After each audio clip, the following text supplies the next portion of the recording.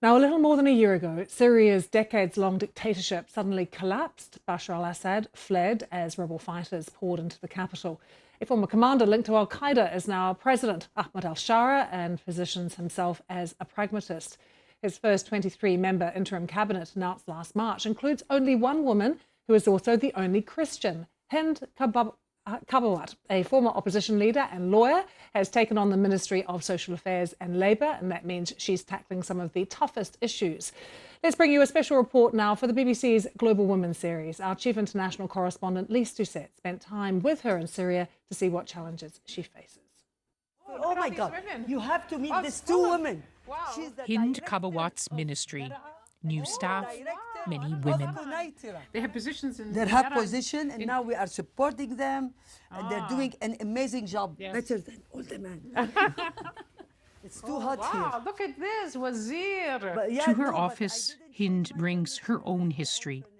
Educated in the East and West, lawyer, former opposition leader, living in exile for 14 years.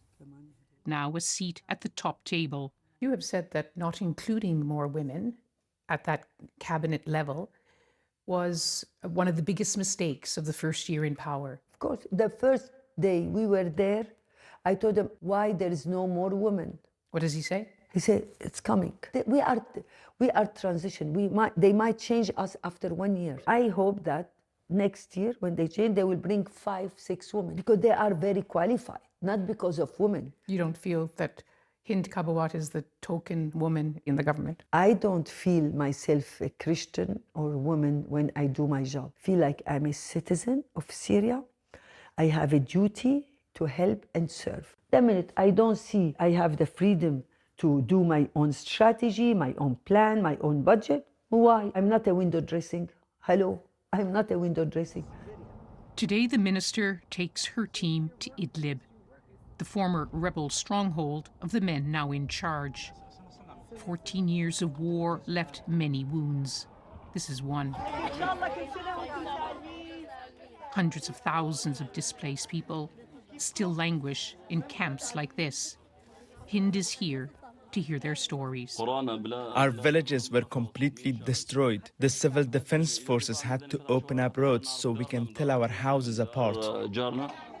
Families live in flimsy tents, in pain, poverty, and no aid from anyone. Do you fear that people's patience will run out? Of course, and they're right. You put yourself into their shoes, and we don't have the money. And if we don't have united effort from the international community to help, at least building some houses for those people, because this is hard for them. There are still long shadows at the start of Syria's new day, a country some call a mosaic, many traditions and sects. War created deep cracks. Some fear they're getting worse. Alawites, Druze, Kurds, all accuse Syria's new leaders, former fighters, all Sunni Muslims, of turning their guns against them. In the past year, there was this massacre in the coastal areas, 1,400 people killed, and the inquiry said possible war crimes were committed. And again, violence in the south against the Druze. This has opened a wound. Did the government make mistakes in how it responded? Mistakes happen in transition, in post-conflict. But more than just mistakes? Yeah, but what happened? Immediately there is a commission a commission of inquiry. There is investigation, and I know now so many of those who committed those crimes are in prison. Am I happy about it? Of course not. Not even the president. Everyone. We're not happy. Syrians still celebrate the end of decades of dictatorship. A year is a short time to move from war to peace.